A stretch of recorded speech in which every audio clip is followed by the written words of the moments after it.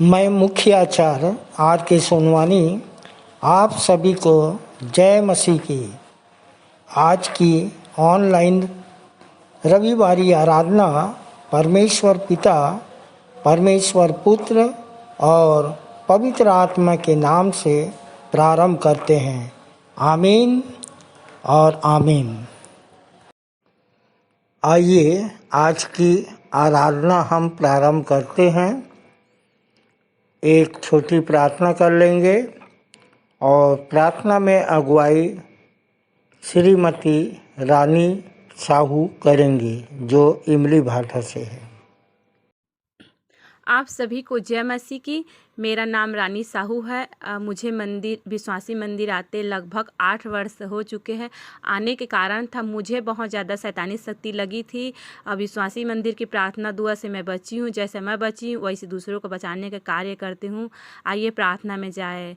धन्यवाद धन्यवाद जीवित सामर्थिक अनुग्रह दालु पिता परमेश्वर, बड़े धन्यवाद सा तेरे प्रिय पुत्र हमारे उद्धार करता हमारे प्रभु यीशु मसीह के चरणों निकट आते तुझे धन्यवाद पिता।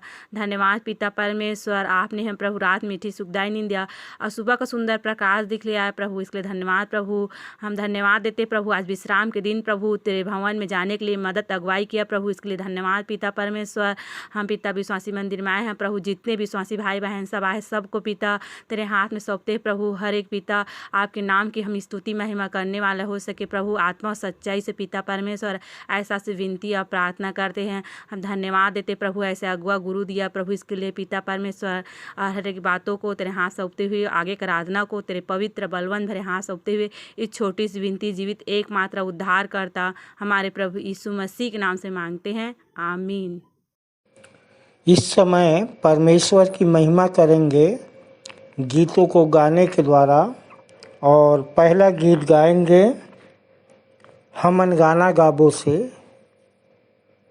24 नंबर, भटका क्यों नहीं रे मन मूरख, यीशु नाम सच्चा नाम। भजता क्यों नहीं रे मन मूरख, यीशु नाम सच्चा नाम।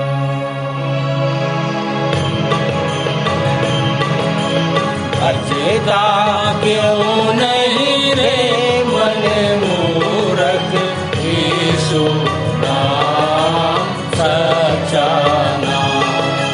भजता क्यों नहीं रे मन मूरख, यीशु नाम सच्चा नाम। भवसागर से है यदि तरना, दुख संकट से कुछ नहीं डरना। भवसागर से है यदि तरना, दुख संकट से कुछ नहीं डरना। पार करेगा जीवन नैया, यीशु नाम सच्चा नाम। भजता क्यों नहीं रे मन मूरख, यीशु नाम सच्चा नाम। हीरों का यह हाथ लगा है, चमक दमक का ठाठ बना है।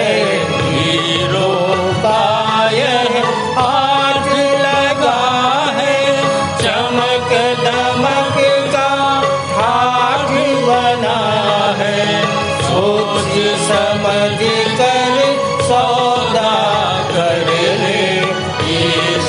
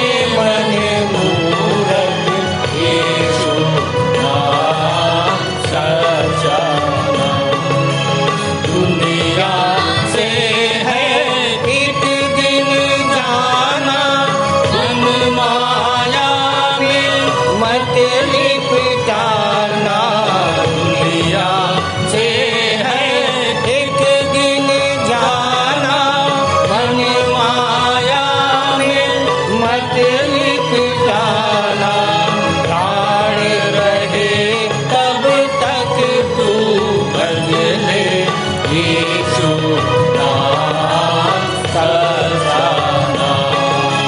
भजता क्यों नहीं ये मन मूरख, यीशु नाम सच्चा नाम, यीशु नाम सच्चा नाम, यीशु नाम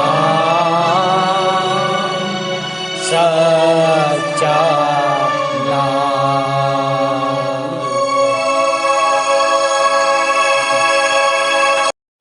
दूसरा गीत गा लेंगे स्तुति के गीत से 262 नंबर। यीशु मसीह तेरे जैसा है कोई नहीं।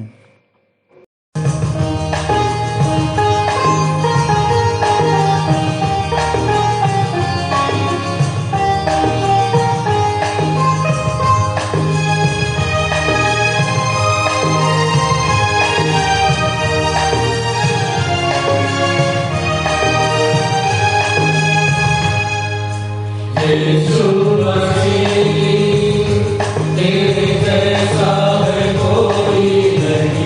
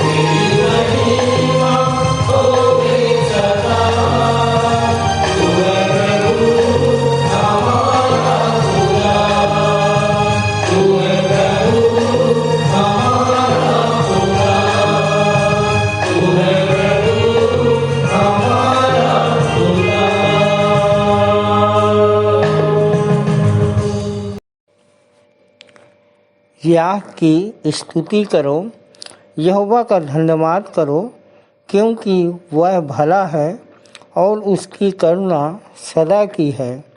यहोवा के पराक्रम के कामों का वर्णन कौन कर सकता है, ना उसका पूरा गुणवाद कौन सुना सकता है। क्या ही धन्य हैं वे जो न्याय पर चलते और हर समय धर्म के काम करते हैं। हे यहोवा, अपनी प्रजा पर की प्रसन्नता के अनुसार मुझे स्मरण कर, मेरे उद्धार के लिए मेरी सुधि ले, कि मैं तेरे चुने हुओं का कल्याण देखूं और तेरी प्रजा के आनंद में आनंदित हो जाऊं और तेरे निज भाग के संग बड़ाई करने पाऊं। परमेश्वर अपने वचन पर आशीष दे। आइए हम परमेश्वर की महिमा में, उसकी आराधना में हम जाएं। आइए आज हम अपनी मुख्य आराधना प्रारंभ करते हैं और इस समय हम गीत गा लेंगे।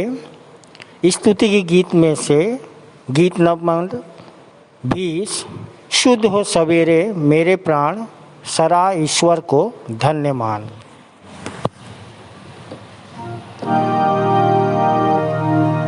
शुद्ध हो सवेरे मेरे प्राण, सरा ईश्वर को धन्य मान।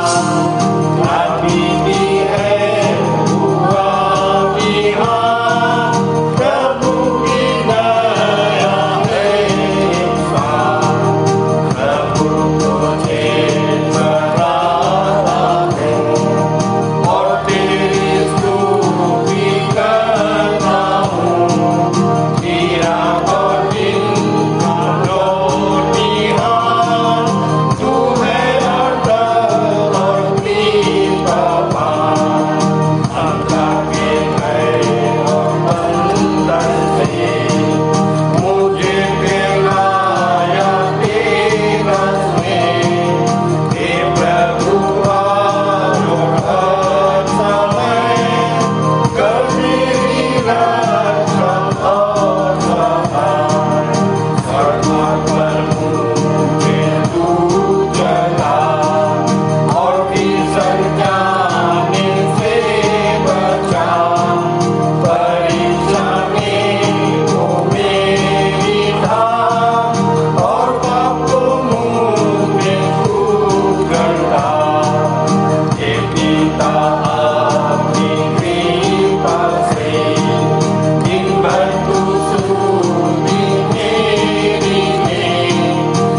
प्रीतम यीशु मेरे पास, हे आत्मा मुझ में कर निवास।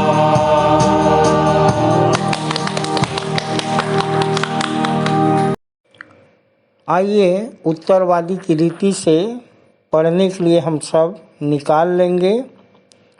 यहूदा की पत्री 1 अध्याय उसका 1 से 23 पद तक पढ़ लेंगे और पढ़ने में अगुवाई करेंगी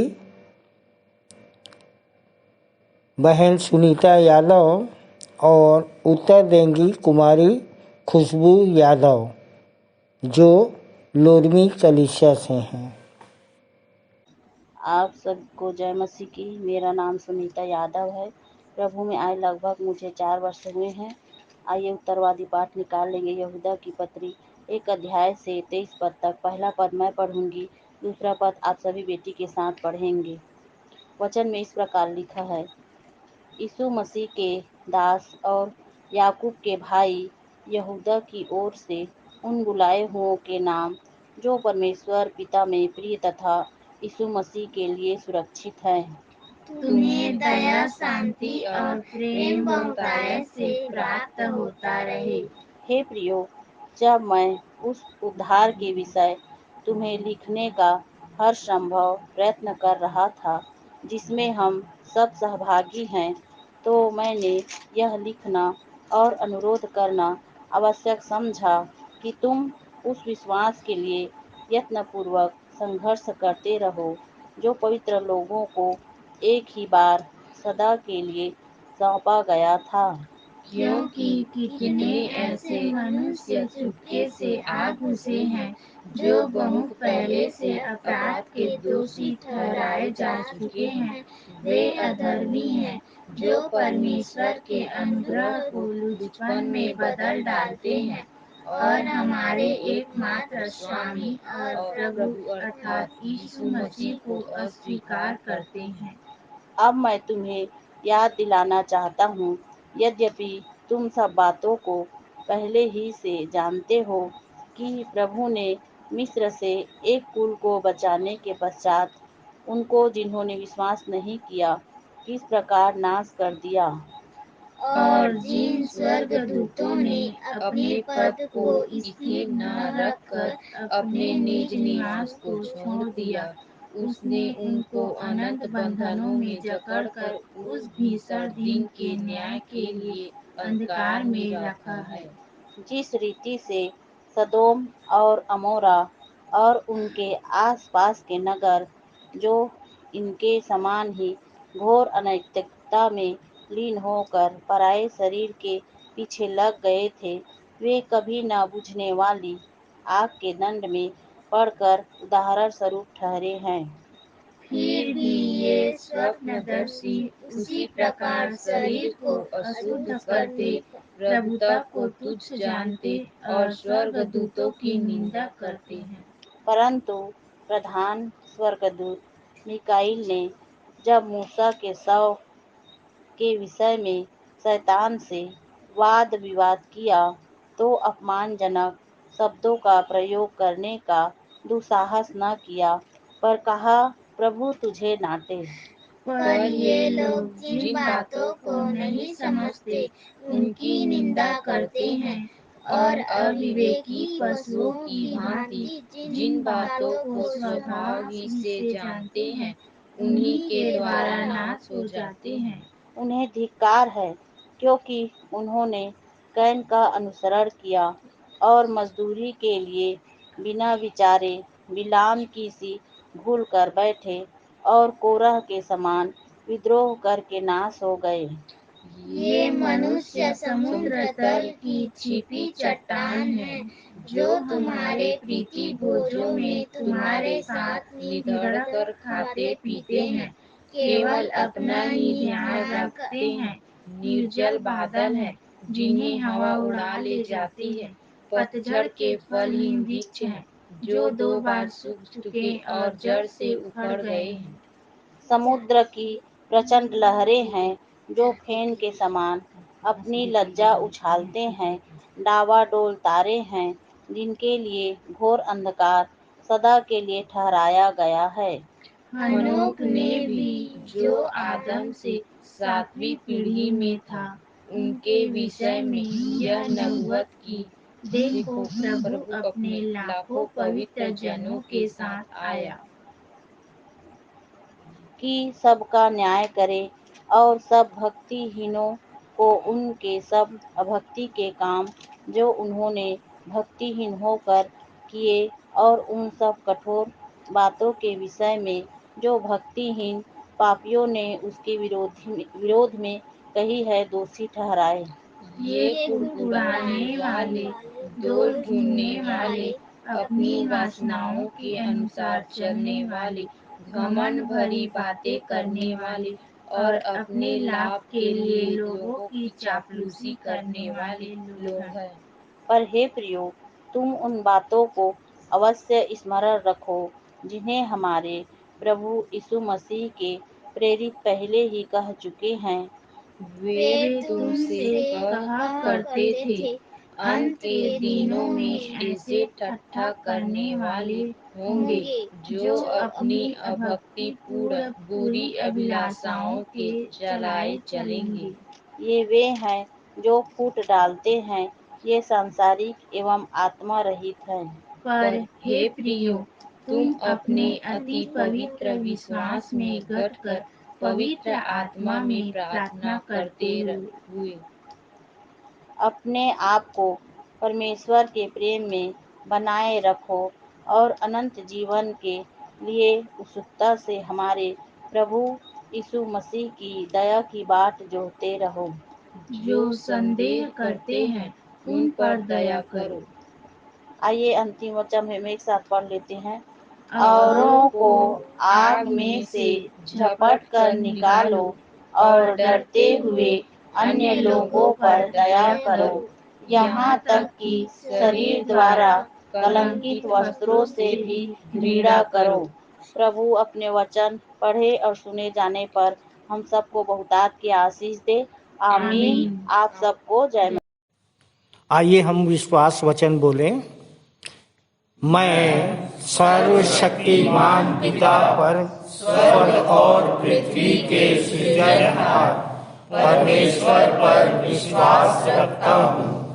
मैं उसके एकलौते पुत्र हमारे प्रभु यीशु मसीह पर, जो पवित्र आत्मा के सामर्थ के द्वारा कुमारी मरियम से जन्मा, जिसने पोंतियुस पिलातुस के राज्य में दुख उठाया, जो क्रूस पर टांगा गया और मारा गया, जो गाड़ा गया और अदृश्य लोक में पहुंचा, और तीसरे दिन मृतकों में से फिर जी उठा, जो स्वर्ग पर चला गया और सर्वशक्तिमान पिता परमेश्वर के दाहिने हाथ विराजमान है, और जीवितों और मृतकों का न्याय करने फिर आने वाला है।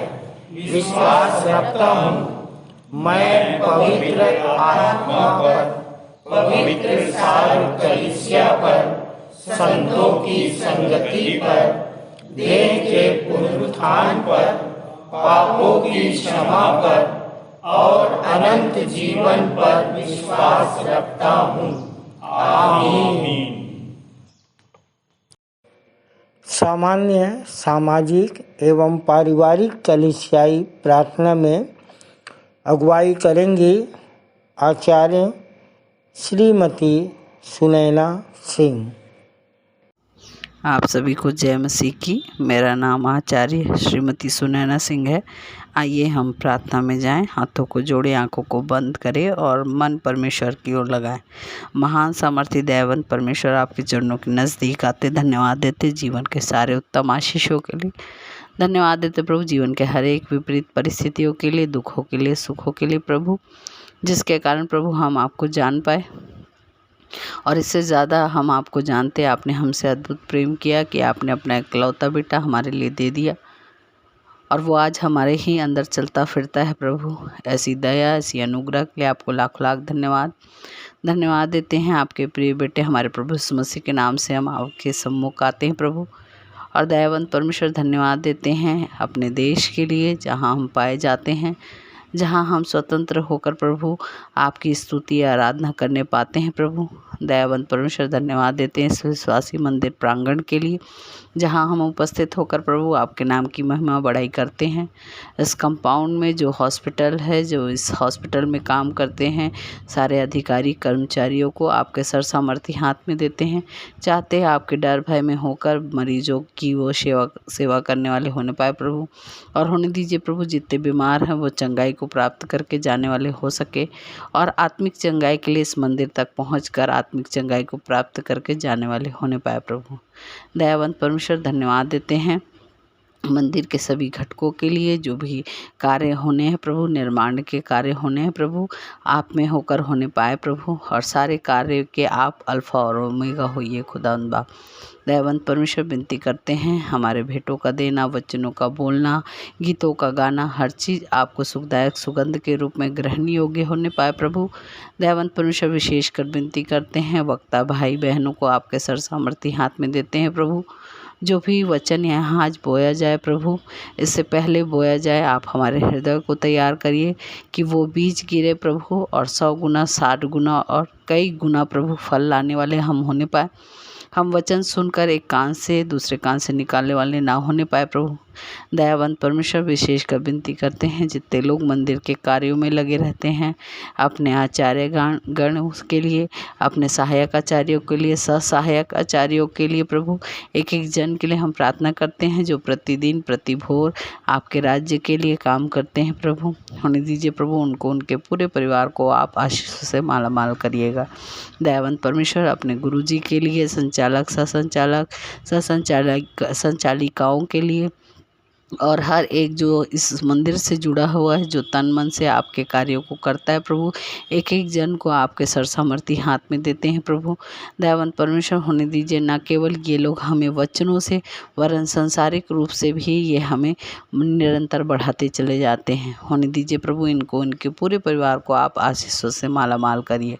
दयावंत परमेश्वर होने दीजिए खुदावंद बाप, जब हमारे बीच में जितने लोग पहली बार इस मंदिर में आए प्रभु, जो भी मनोकामनाएं लेके आए हैं प्रभु, आप में होकर वो पूर्ण होने पाए। जो भी कमजोरी, दुर्बलता, बीमारी के साथ है प्रभु, चंगाई को प्राप्त करके जाने पाए प्रभु। सारी दुष्टता की शक्ति को यहाँ बांधते हैं प्रभु, आप में होकर चाहते हैं सारा पूरा आराधना आप में ही होकर सफल होने पाए। सारा आदर, महिमा, गौरव आपको देते हुए इस विनती को अपने उद्धारकर्ता प्रभु यीशु मसीह के धन्य और मीठे नाम में होकर मांग लेते हैं, आमीन।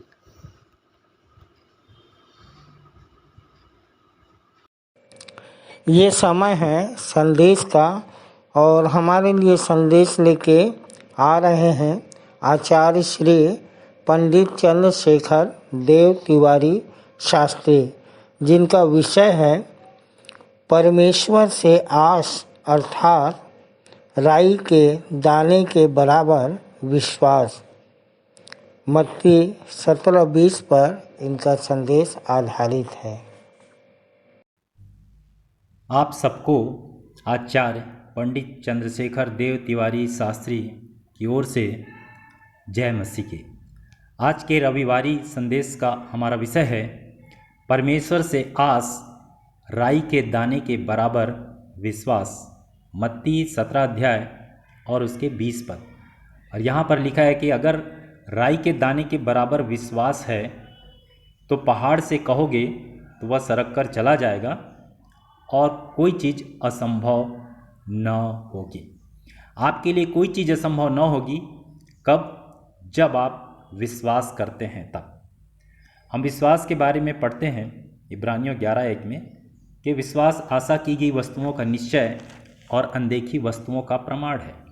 यहाँ पर हम विश्वास के नायकों के बारे में भी देखते हैं कि आप किसी चीज़ की जो आशा करते हैं वो आपको मिलता है।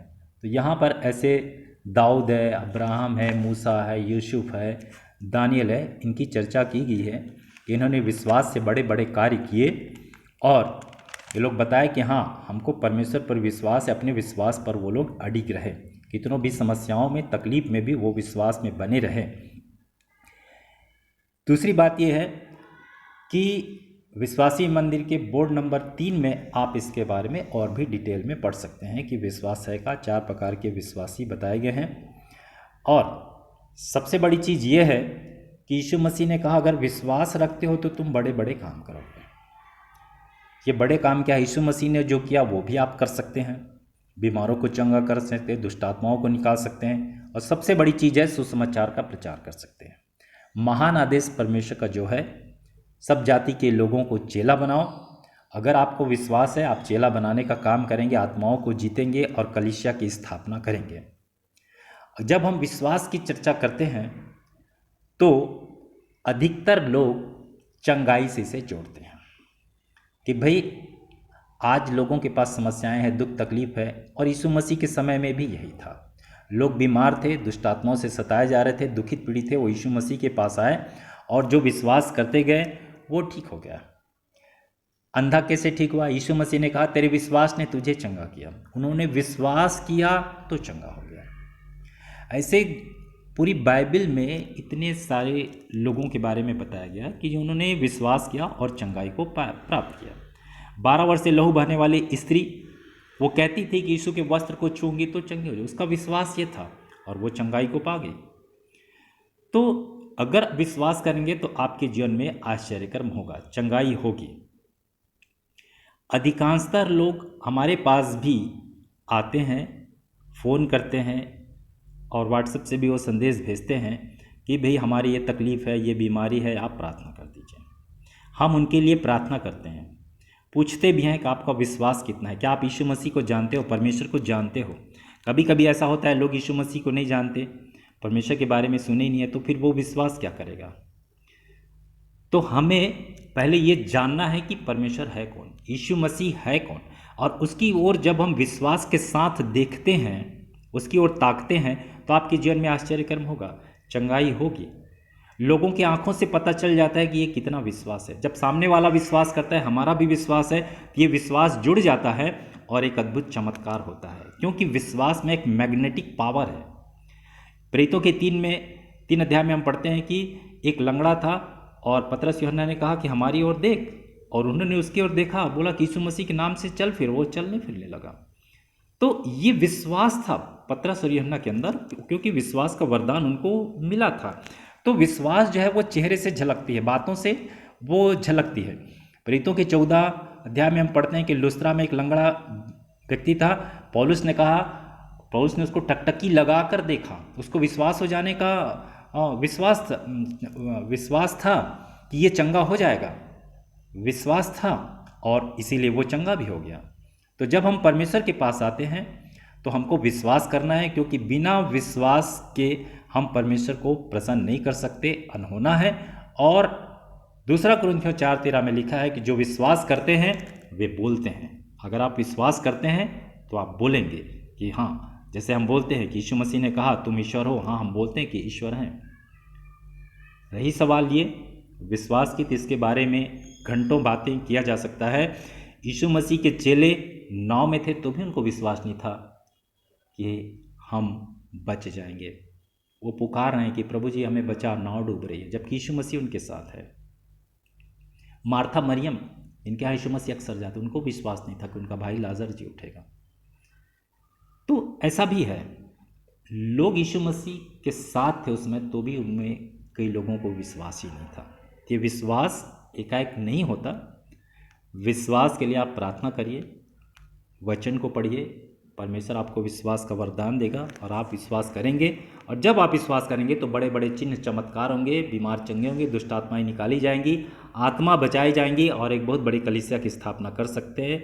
जैसे ये विश्वासी मंदिर है, हम यही करते हैं, गुरु मंत्र बांटते हैं, लोगों को बताते हैं कि भैया आप यीशु मसीह पर विश्वास करो, अनंत जीवन, उद्धार, शांति आपका है, आप स्वर्ग जा सकते हैं। बस आपको विश्वास करने की ज़रूरत है। परमेश्वर अपने इस छोटे से वचन के द्वारा हम सबको बहुतायत की आशीष दे। आमीन। सुंदर संदेश के लिए आचार्य तिवारी जी को और उनके पूरे परिवार को प्रभु बहुतायत की आशीष दे। प्रभु भोज विधि का संचालन के लिए आ रहे हैं आचार्य श्री मनीराम निशाल, जो सरसेनी कलीसिया से हैं। आप सबको जय मसीह की। मेरा नाम आचार्य मनीराम कैवर्ता हूँ, जो कि सरसेनी कलीसिया का हूँ। और मेरे आने का कारण था कि मैं भी पहले बहुत पाप अपराध गुनाह में फंसा हुआ था और मेरे सीना में बहुत ज़्यादा दर्द रहता था। और यही विश्वासी मंदिर के गुरु मंत्र मिला, मुझे परिचय मिला, उसके द्वारा आज मैं और मेरे परिवार सब सुरक्षित है। और जैसे मैं बचा हूँ वैसे दूसरों को बचाने का प्रयास करता हूँ। और प्रभु भोज विधि के लिए मुझे संचालन के लिए दिया गया है। मैं परमेश्वर पिता और संचालक मंडल का तहे दिल से धन्यवाद करता हूँ, जो कि मैं इस योग्य नहीं था, पर परमेश्वर पिता ने मुझे चुना है। धन्यवाद करता हूँ। परमेश्वर ने आदम और हव्वा को बनाया और वे अनाज्ञाकारी हुए, जिसके कारण से मनुष्य श्रापित हुए, पाप में गिरे और मृत्यु आ गई। जिसके उद्धार के लिए परमेश्वर योजना बनाई, अपने पुत्र यीशु मसीह को इस पृथ्वी पर हम मनुष्य जाति के पाप क्षमा के लिए भेजा, ताकि हमारा उद्धार हो सके। इसके कारण परमेश्वर ने अपने बेटे को क्रूस पर बलिदान किया, जिसके लहू बहाने जाने के से हमारा उद्धार हुआ, और वही मेज़ आज सजा हुआ है जिसके खाने और पीने से हम शुद्ध होते हैं। परमेश्वर पिता अपने वचन के कहे जाने पर हम सबको आशीष दे, यीशु के नाम से आमीन। प्रभु भोज पर सुंदर टिप्पणी के लिए परमेश्वर आचार्य मनीराम निशाल और उनके पूरे परिवार को आशीष दे। आइए अपनी अपनी भेंटों एवं धन्यवादी भेंटों को देने के द्वारा परमेश्वर की महिमा करेंगे और इस समय हम गीत गा लेंगे। स्तुति के गीत से 89 नंबर, होगी आशीषों की बारिश। तत्पश्चात भेंट की प्रार्थना करने में अगुवाई करेंगी कुमारी अंजलि सारथी, जो इमली भाठा कलीसिया से है।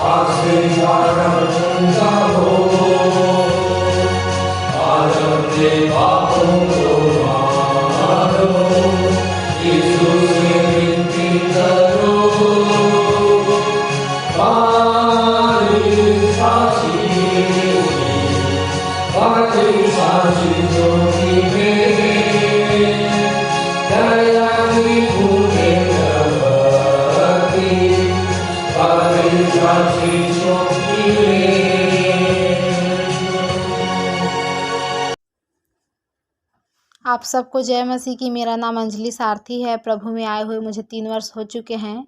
आइए हम भेंट की प्रार्थना कर लेते हैं।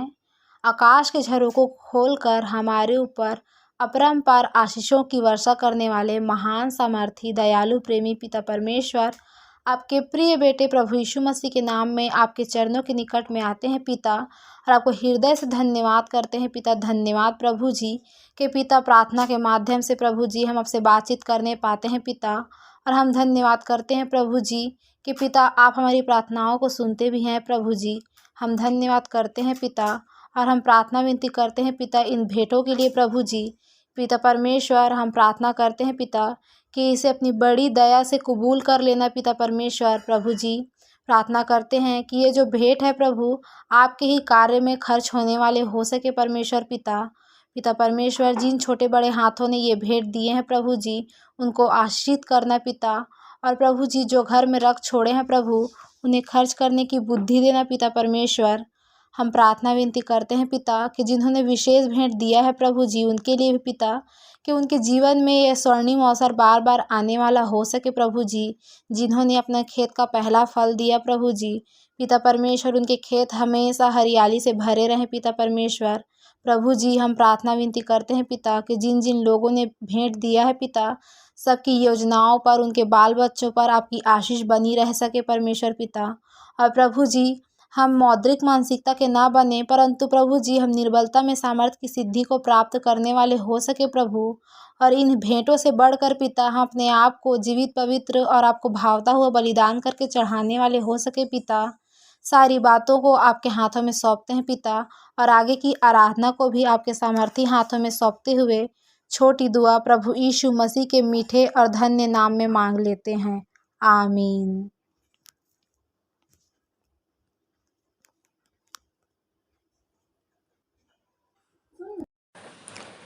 मैं मुख्य आचार्य R.K. सोनवानी आप सभी को जय मसीह की। आप लोगों को सूचना से अवगत करा दूं, हमारी रविवारी आराधना ऑनलाइन और ऑफलाइन दोनों चलती है। समय का विशेष ध्यान दें, प्रातः 10 बजे से दोपहर 12:30 बजे तक। जिनको जिनको आराधना में जिम्मेदारी दी जाती है, उनको ऑनलाइन और ऑफलाइन दोनों में बोलना है। ऑनलाइन के लिए अपना ऑडियो बनाकर शुक्रवार शाम तक अवश्य ही मुझको भेज देवे। विशेष सूचना, प्रायः यह देखा जा रहा है कि ऑनलाइन आराधना में जो प्रार्थना उत्तरवादी पाठ है, जो संदेश है, की रिकॉर्डिंग शुक्रवार शाम तक नहीं भेजी जाती, जिससे शनिवार रात भर सेटिंग करने में लग जाता है। अतः अब संचालक मंडल द्वारा निर्णय लिया गया है कि जिसकी रिकॉर्डिंग शुक्रवार शाम तक नहीं पहुंचेगी, उसे आने वाले समय में अवसर नहीं दिया जाएगा। तदनुसार इस आदेश का कड़ाई से पालन किया जाएगा। आदेशानुसार संचालक मंडल, विश्वासी मंदिर, बिलासपुर। 17/9/2023 की रविवारी आराधना के लिए आप लोगों को सूचित कर दूं, जिसका संचालन बहन कुमारी संजना भोरे करेंगी। प्रारंभिक प्रार्थना श्रीमती सुनीता कश्यप, जो इमली भाटा कलीसिया से है। उत्तरवादी पाठ फिलिपियो 4 अध्याय पूरा, जिसको पढ़ने में अगुवाई करेंगी श्रीमती पिंकी साहू, और उत्तर देंगी श्रीमती मीना सूर्यवंशी, जो गनियारी कलीसिया से हैं। सामान्य सामाजिक एवं पारिवारिक कलीसियाई प्रार्थना आचार्य श्री प्रमील जैसल के द्वारा। संदेश होगा भाई राहुल जांगड़े के द्वारा, जिनका विषय है हे प्राण चयन कर कहकर मन में नहीं फूलना है। हे प्राण चयन कर कहकर मन में नहीं फूलना है, अपने बुलाए जाने को नहीं भूलना है। आप अपने संदेश के लिए लूका 12:19, 1 कुरिन्थी 1:26 ले सकते हैं। प्रभु भोज विधि का संचालन आचार्य श्री रामायण केवर्थ के द्वारा, जो मल्हार कलीसिया से हैं। भेंट की प्रार्थना भाई राकेश साहू के द्वारा। मुख्य संदेश हम अपने संचालक जी से उत्तरवादी पाठ पर सुन लेंगे। अंतिम प्रार्थना आचार्य कुमारी सविता सिंह के द्वारा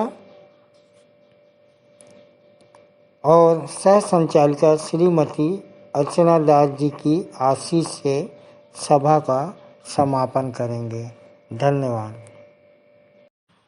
आइए और अंत में सुन लेते हैं अपने मंदिर के संचालक जी द्वारा पिछले सप्ताह के संदेशों की समीक्षा, मंदिर की वर्तमान स्थिति एवं भविष्य की योजनाएं तथा उत्तरवादी पाठ पर संक्षिप्त टिप्पणी।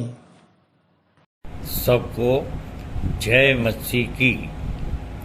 परमेश्वर का धन्यवाद हो कि उसकी दया अनुग्रह से हम सब सुरक्षित हैं। और प्रियो, मैं पिछले सप्ताह की कुछ बातें आपके साथ करना चाहता हूं कि पिछले सप्ताह हमारे जो लोग संदेश दिए उनके बारे में कुछ आपको बताऊं। और पिछले सप्ताह बहन श्रीमती निशा छाबड़ा ने एक बहुत सुंदर संदेश हमारे सामने रखा। और इसके पहले कि उनके विषय को बताऊं, मैं आपको बताना चाहता हूं कि मैं पिछले सप्ताह की बातें क्यों करता हूं। और जबकि पहले सूचना निकलती है कि फलाने संदेश देंगे तो उसमें उनका उतना अच्छा या उतना ज़्यादा परिचय नहीं होता है, पर जब मैं उनको स्मरण करता हूं तो निश्चित रूप से दूसरे सप्ताह उनके विषय में कुछ कह सकता हूं। तो यहाँ पर बहन निशा छाबड़ा के विषय में बताना चाहता हूं कि 7 वर्ष पहले वो पंजाबी पृष्ठभूमि से आई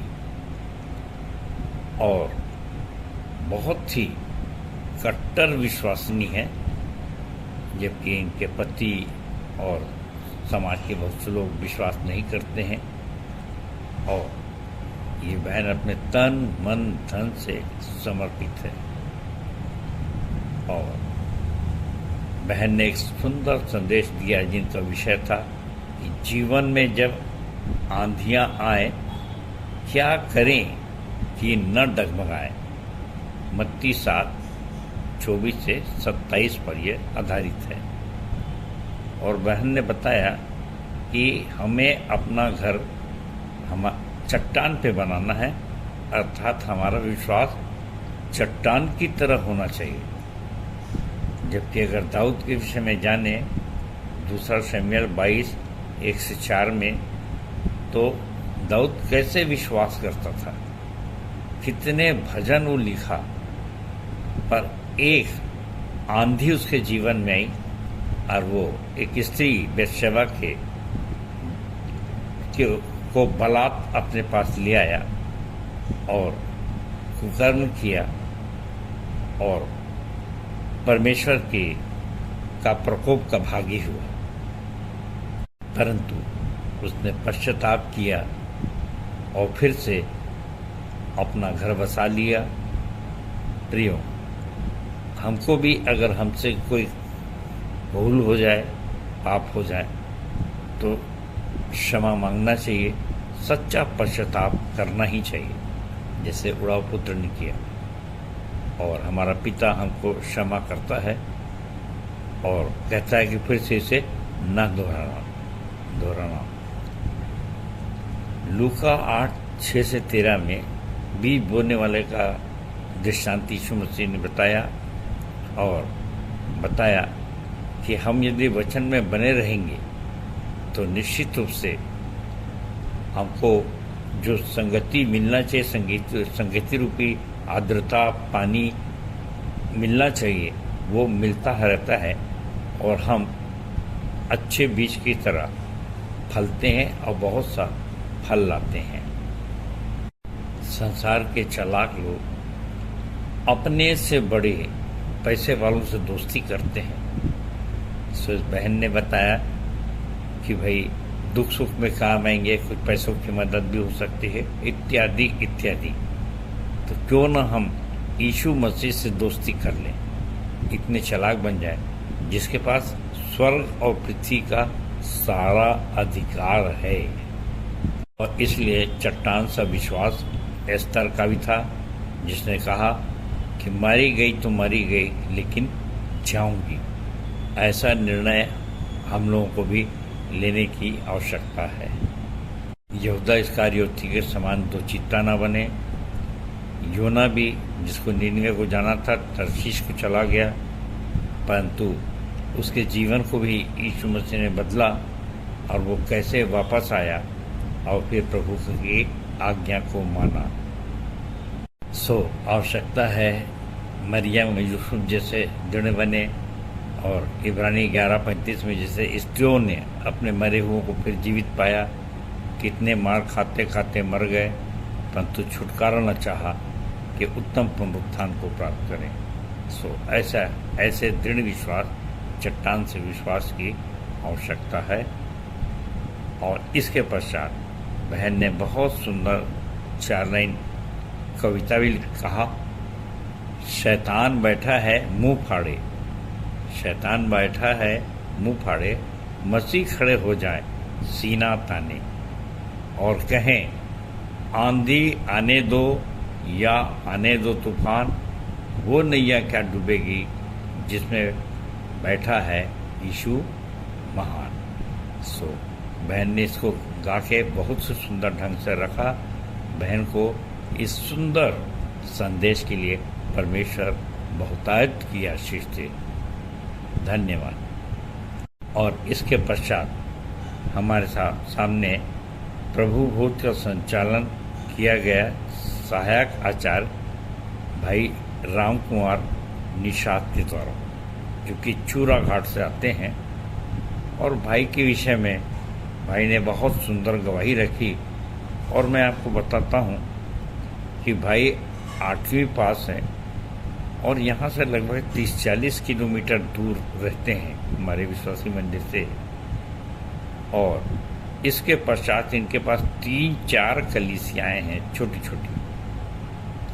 और भाई जबकि इतना कम पढ़े हुए हैं और इन्होंने बहुत ही अच्छे ढंग से प्रभुभोज का संचालन पहली बार किया।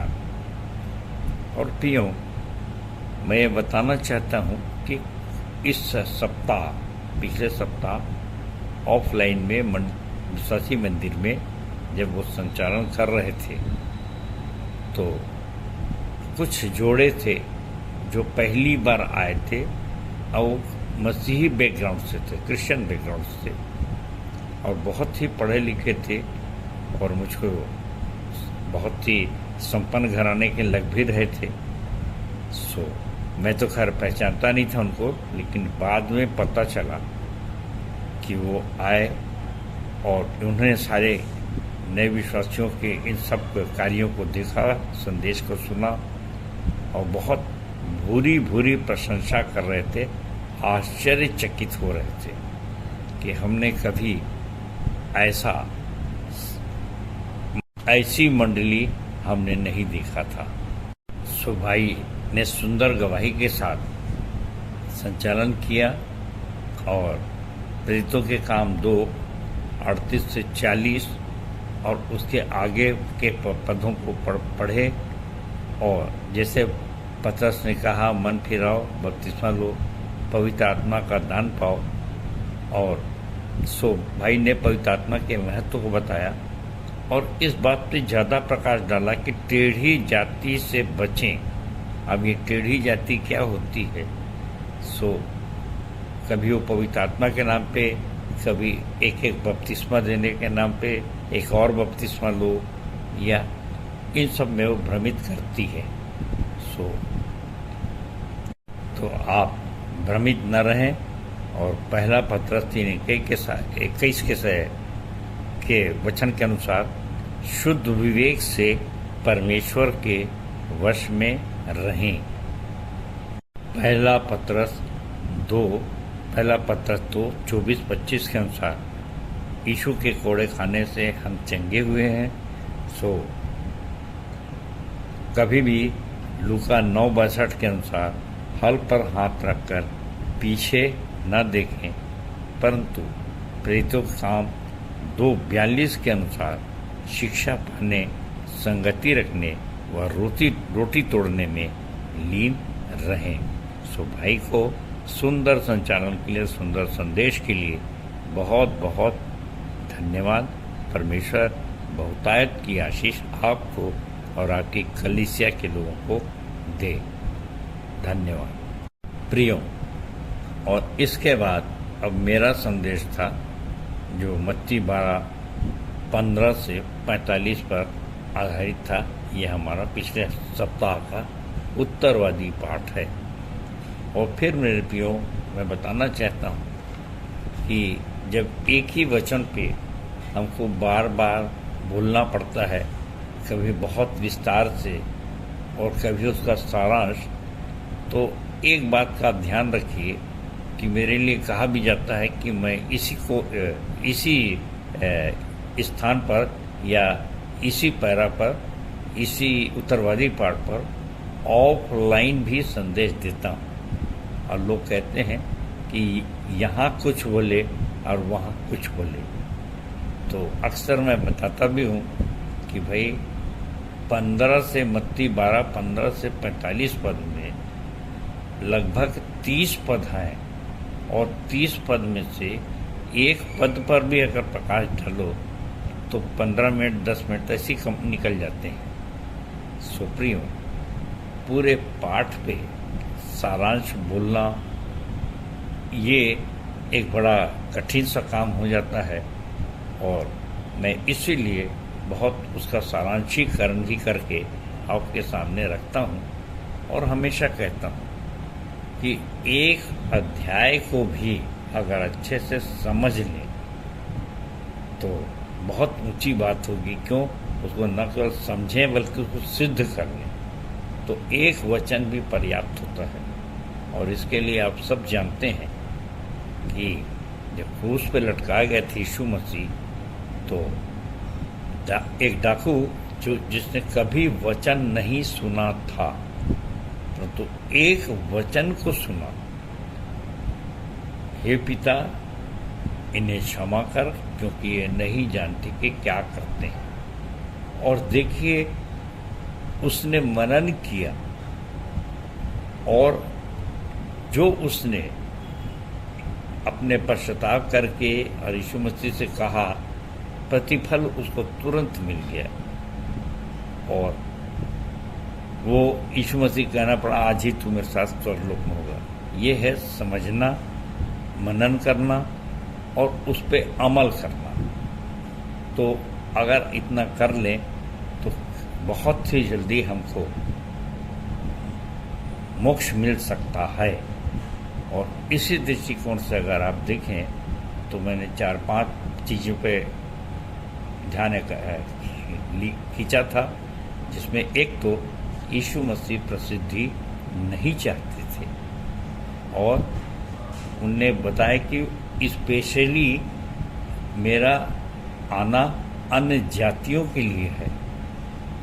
और इसी प्रकार से ये कोई बाज़ार में प्रचार करने का नहीं है कि मैं अपना बहुत एडवर्टीजमेंट दूं, विज्ञापन दूं।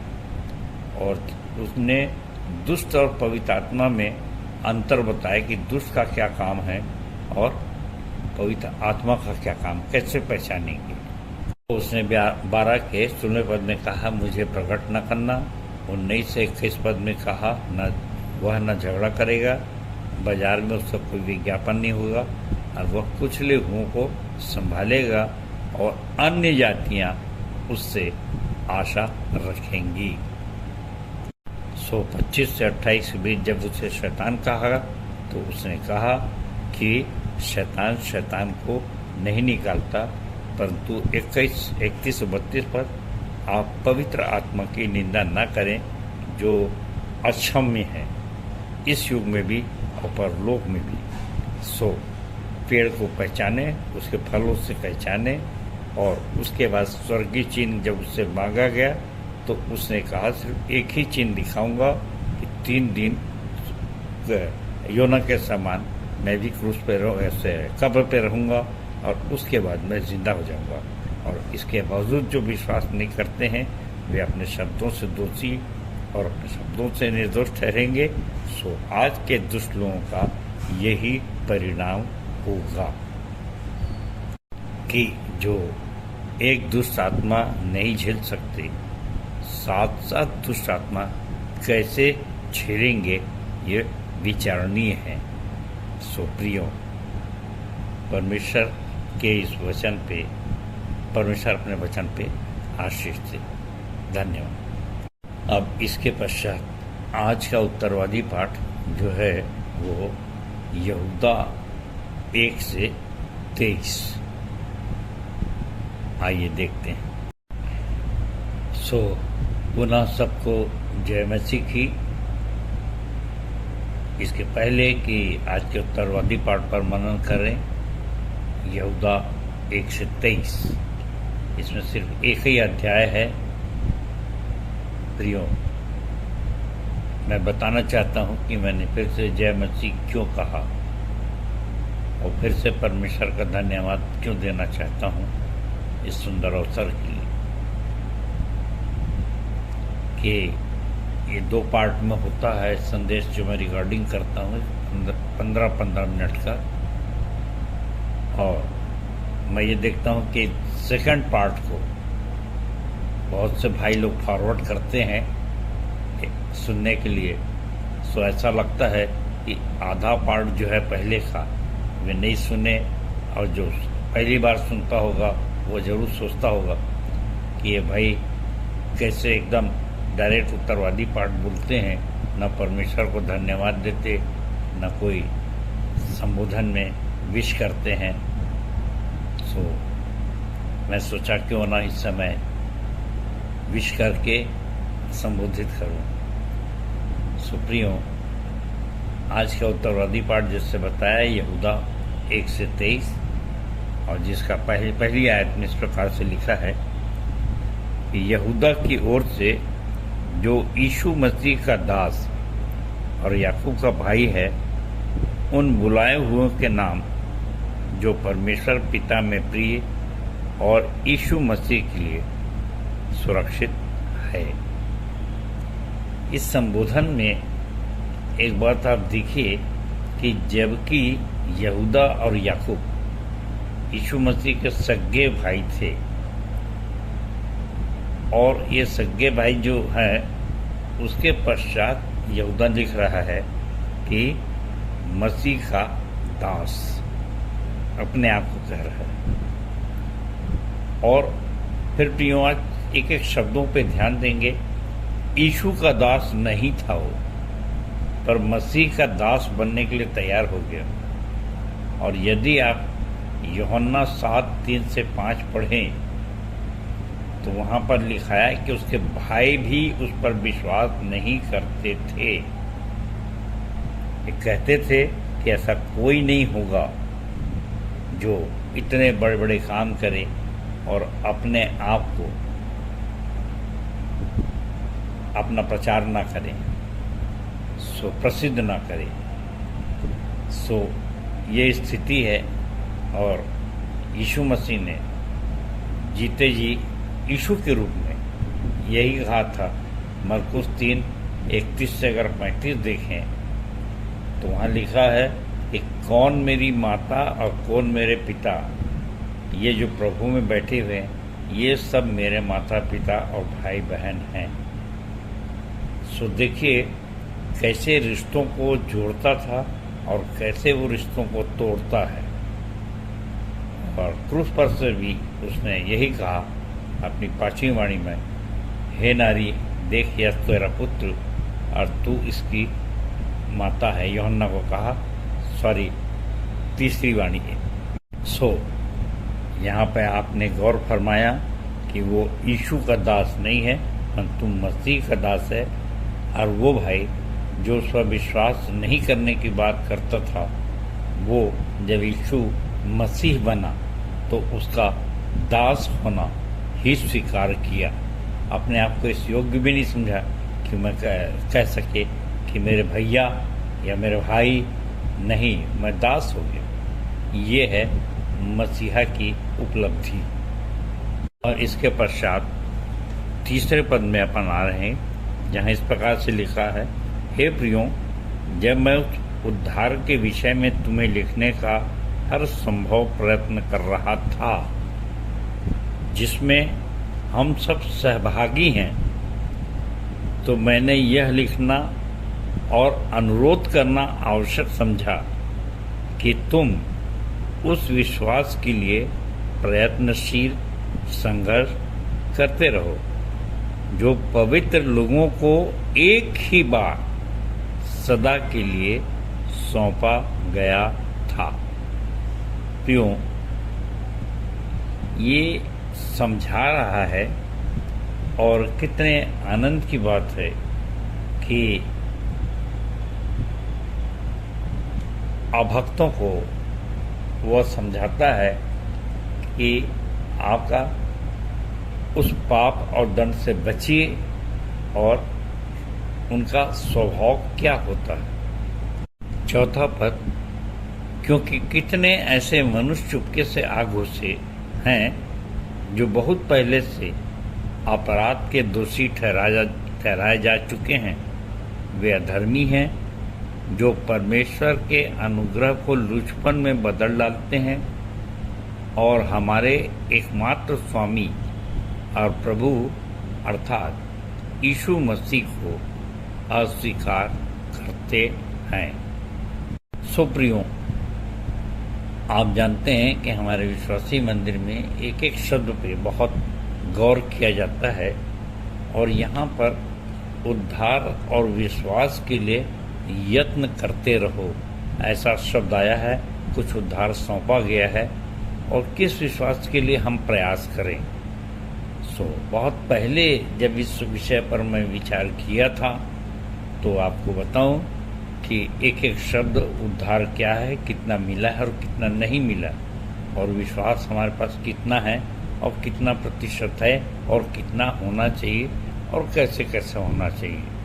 तो इस संबंध में बहुत बड़ा संदेश दिया जा सकता है सिर्फ एक ही पद पर, ये तीसरे पद में ही, परंतु मैं उसको सारांश स्वरूप आपको बताना चाहूँगा कि हमारा बोर्ड नंबर 3 हमन गाना गवों की टिप क्रमांक 3 देखें, जिसमें विश्वास के बारे में लिखा है कि क्योंकि विश्वास आशा की गई वस्तुओं का निश्चय और अनदेखी वस्तुओं का प्रमाण है, इब्रानी 11:1। और इसलिए विश्वास के चरण बताए गए कि पहले हम नामधारी विश्वासी होते हैं, फिर सामाजिक हो जाते हैं, फिर धार्मिक हो जाते हैं और फिर संक्रामक बनते हैं। बहुत समझने के लिए नकली, फसली और अकली और असली बताया गया है। सो प्रियो, ये एक स्टडी है और यहाँ पर इस बात को आप समझ सकते हैं कि उस विश्वास के लिए यत्न करते रहो जो पवित्र लोगों को एक ही बार सौंपा गया था। तो हम जितने विश्वासी हैं उसका परसेंट बढ़ाएं, यहाँ पे प्रतिशत भी लिखा है, और 100% विश्वासी बने। और इसलिए इसको ज़्यादा विस्तार से मैं नहीं कहूँगा। और इसी प्रकार से चौथे नंबर की टिप है उद्धार, और उसमें भी बहुत से अर्थ बताए गए हैं और हमने बताया कि विश्वास के अनुग्रह के द्वारा हमको जो विश्वास मिला है और वो 33% है। फिर कर्म के द्वारा जो हमको काम करना है ताकि हम उसको और आगे बढ़ा सकें, और उसके बाद 66% तक, और उसके बाद सताव पर मृत्यु पर्यंत धीरज द्वारा, और ये 99% होता है। और जब हम मृत्यु पर्यंत धीरज रखते हैं तो वो 100% हो जाता है। और इसलिए इसकी जो सावधानी और सारांश है वो ये है कि अनुग्रह से बयाने में जो आत्मा मिली है उसे शोकित न करें, परंतु आत्मा के आदेशानुसार चलने पर जीवन के पुस्तक में नाम पंजीकृत रहेगा। जो भूल से लिखा था होगा, होगा नहीं रहेगा, इस बात को जरा संशोधन कर ले जो हम गाना गावन पुस्तक पढ़ते हैं। तो प्रियो, आपने देखा कि भक्तिहीन और लुचपन में कौन कैसा बदलता है, ये आपको सुनिश्चित करना है। बस उनके चक्कर में भ्रमित ना रहें। और इसके लिए हम न केवल यहाँ बोल रहा हूँ, परंतु हमने पूरी टीपे लिख दी जिसका अध्ययन आपके लिए बहुत बहुत ज़रूरी है। सो आगे अपन चलते हैं 5वें पद में कि वो कहता है, यहूदा यहाँ बताना चाहे कि मैं तुम्हें सुधि दिलाना चाहता हूँ कि कैसे कैसे बहुत से लोगों को एक कुल को मिस्र से छुड़ाने के बाद उसने कैसे सत्यानाश किया। फिर जो सरदूत अब अपने पद पर स्थिर नहीं रहे, दूसरा पत्रस 2:4, उनको कैसे उसने पद से हटा दिया, नाश किया। सदोम अमोरा को कैसे नाश किया। और बहुत से ऐसे लोग थे जिन्होंने परमेश्वर की आज्ञा नहीं माना, भ्रमित किए लोगों को इन्हीं विषयों पर, जिसके विषय में हम टीप क्रमांक 13 में लिखा है। तो उनका क्या परिणाम हुआ। और आप जानते हैं बोर्ड नंबर 13 या टीप क्रमांक 13 है कि 7 बातों में विशेष सावधानी रखें, जिनके सही प्रकाशन एवं दर्शन से भ्रमित कर शैतान विचारों को असंतुलित कर दो चित्ता बनाता है। और ये दो चित्तापन ही पाप है। आज भजन संहिता 119, 113 के अनुसार, जिसे परमेश्वर यहोवा घृणा करता है। आगे कहता है कि 9वें पद में कि अपने से ऊंचे पद वालों का आदर करो। और जिस प्रकार से प्रधान सरदूत मिकाईल ने भी शैतान से भी कहा कि प्रभु तुझे डांटे और हमको ऊंचे अपने हर परस्पर आदर करने में एक दूसरे से बढ़ना है, रोमियो 12:10 के अनुसार भी। इसलिए यीशु मसीह ने भी समझाया कि हम झूठे भविष्यवक्ताओं से सावधान रहें। मत्ती 7:15, ये भेड़ों के भेष में आते हैं, अंदर से फाड़ खाने वाले भेड़िए होते हैं। और यहाँ यहूदा लिखता है उनके लिए 10वें पद में, ये अचेतन पशु से भी बदतर मनुष्य हैं और ये कोरह और विलाम की तरह विरोध करके हम नाश हुए हैं। गिनती 22 और 25 अध्याय में इसका डिटेल आप पढ़ सकते हैं। और ये 12 से लेके 12, 13 और 16 पद में हमारे बीच के कूटनीति से रहते हैं और मुंह के सामने बड़ी बड़ी मीठी बात करेंगे, पीठ पीछे छुरा भोग देते हैं। के लिए 12वें शब्द में, यहूदा के शब्दों में 12वें पद में, ये तुम्हारी प्रेम सभाओं में तुम्हारे साथ खाते पीते समुद्र में छुपी हुई चट्टान सरीखे हैं और बेधड़क अपना ही पेट भरने वाले रखवाले हैं। ये निर्जल बादल हैं जिन्हें हवा उड़ा ले जाती है, पतझड़ के पेड़ हैं जो 2 बार मर चुके हैं और जड़ से उखड़ गए हैं। आगे के पद में वो कहता है 17 और 18 पद में कि प्रियो तुम उन बातों को स्मरण रखो। स्मरण रखने के लिए इसलिए क्योंकि अंत के दिनों में ठट्ठा करने वाले लोग आएंगे। और 5वें पद में उसने सुधि दिलाया और फिर स्मरण करने के लिए कहा है। और बताया कि 19वें पद में कि ये फूट डालने वाले हैं जिनमें आत्मा नहीं है और और तुम लोग उन पर दया करो। 22वें पद में जो शंका में है उन पर दया करो। सो प्रियो, यहूदा यहाँ समझाना चाहता है कि आप जो शंका में हैं, दो चित्ता हैं, उन सब को कोई श्राप न दो, परंतु उन पर दया करो, समझाओ। और इस प्रकार से बहुतों को आग में से झपट कर हमको निकालना है। और इसलिए अंत में वो हमको आशीष देना चाहता है और ये कहता है कि अब जो तुम्हें ठोकर खाने से बचा सकता है और अपनी महिमा की भरपूरी के समक्ष मगन और निर्दोष करके खड़ा कर सकता है, उस अद्वैत परमेश्वर हमारे उद्धारकर्ता की महिमा, पराक्रम, गौरव और अधिकार जैसा कि सनातन काल से हमारे प्रभु यीशु मसीह के द्वारा है, वो अब भी हो और युगानुयुग होता रहे। आमीन।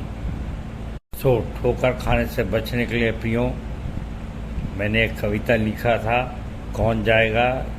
कविता नंबर 4 है, यशाय 6:8 पे आधारित है और उसमें ठोकर खिलाने वाले धार्मिक अगुओं पर एक व्यंग है।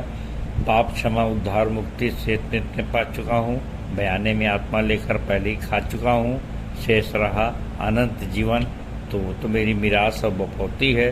तो है मेरी माँ है मेरी बहन, तू भला क्यों रोती है। देख सांप की नाई चतुर कबूतर की नाई बोला हूँ मैं, पुलपिट पे खड़ा होकर अक्सर बहुतों की पोल खोला हूँ मैं। सबको डरा धमका चमका कर, आग और गंधक की झील दिखाकर मैं चुपके से लौट आऊँगा। मैं हरगिज नहीं जाऊँगा, मैं हरगिज नहीं जाऊँगा, मैं हरगिज नहीं जाऊँगा। सो ऐसे ठोकर खिलाने वालों से सावधान रहिए। परमेश्वर आप सबको आशीष दे। जय मसीह की, जय मसीह की और जय मसीह की। धन्यवाद। उत्तरवादी पाठ पर सुंदर सारगर्भित एवं व्यवहारिक टिप्पणी के लिए अपने संचालक जी का बहुत बहुत धन्यवाद करते हैं। तालियां।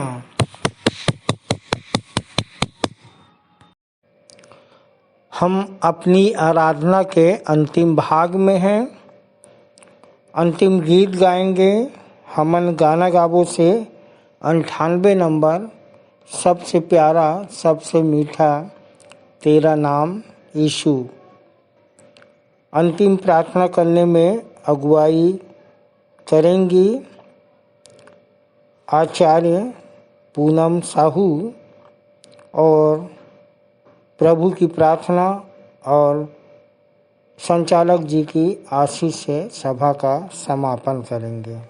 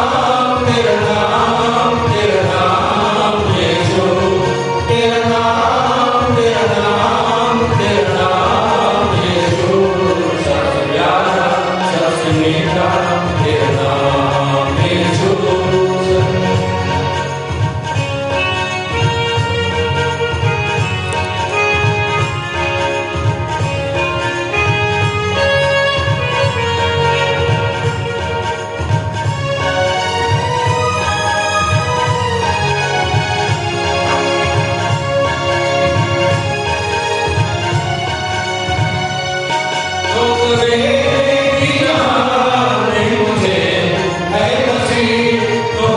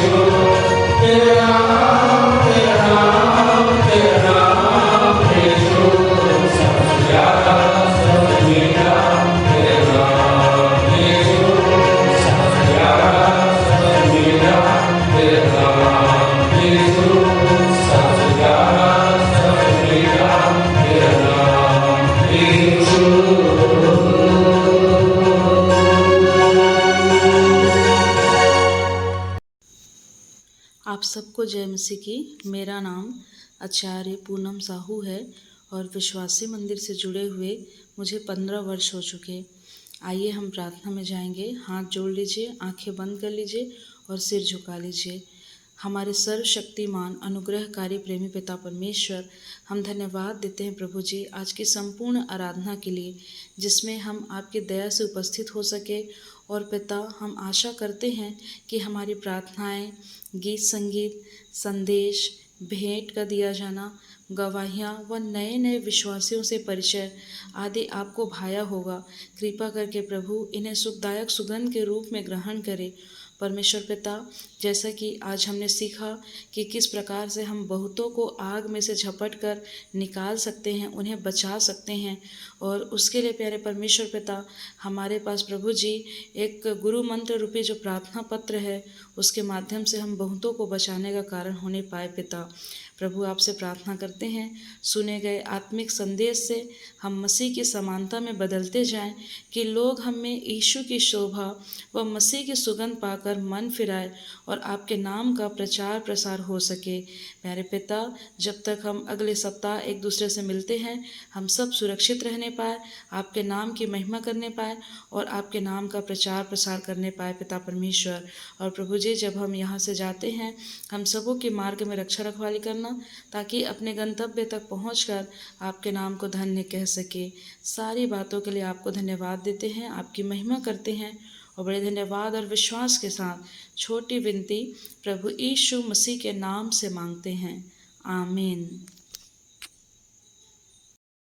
हे हमारे पिता, तू जो स्वर्ग में है, तेरा नाम पवित्र माना जाए, तेरा राज्य आए, तेरी इच्छा जैसे स्वर्ग में पूरी होती है, वैसे ही इस पृथ्वी पर भी पूरी हो।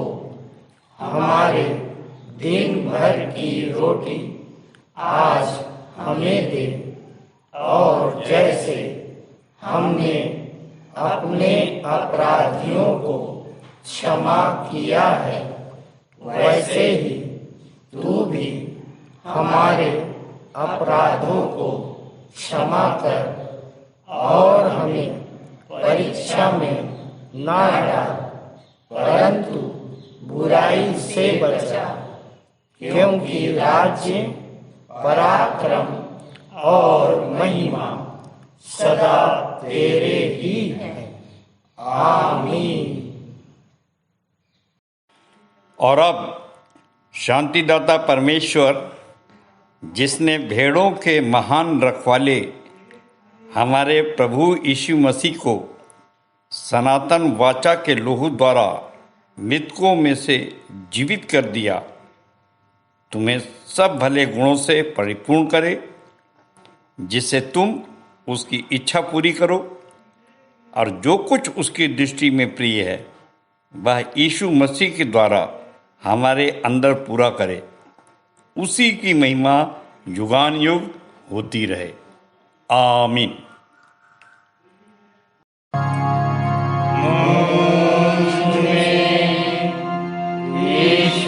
की शोभा दिखाई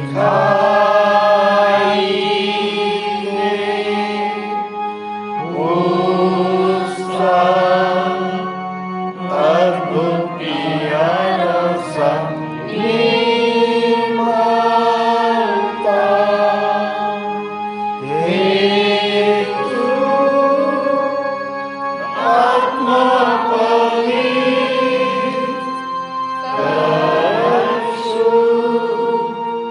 मेरा शरीर मुझ में यीशु की शोभा दिखाई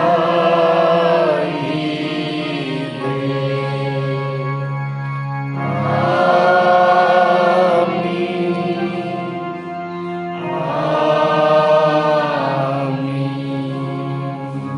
आप सबको जय मसीह की। जय मसीह की।